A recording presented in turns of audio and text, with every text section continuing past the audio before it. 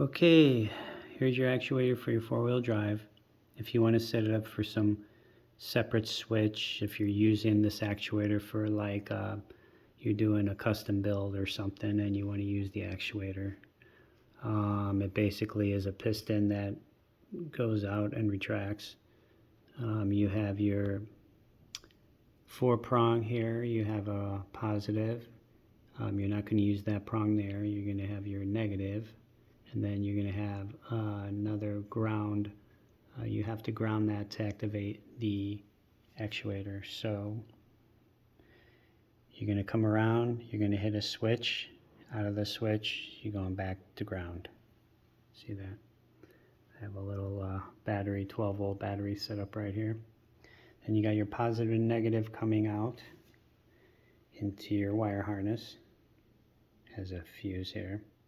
You get this wire harness for like a fog light assembly, whatever you want, or you can set up your relay to directly wire into your ignition, just so you have, as soon as you turn the ignition on, there's power to the relay, which powers then the unit.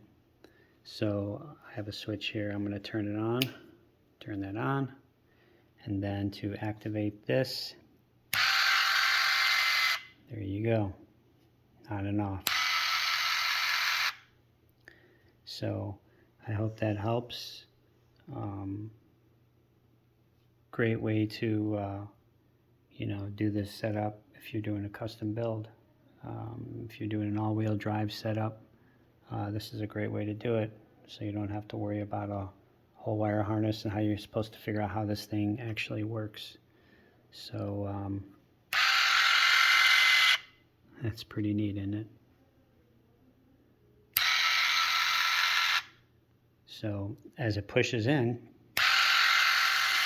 it's actually moving the shift fork to engage it.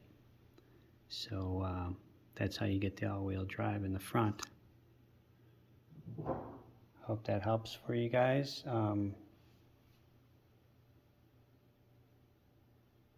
a great day.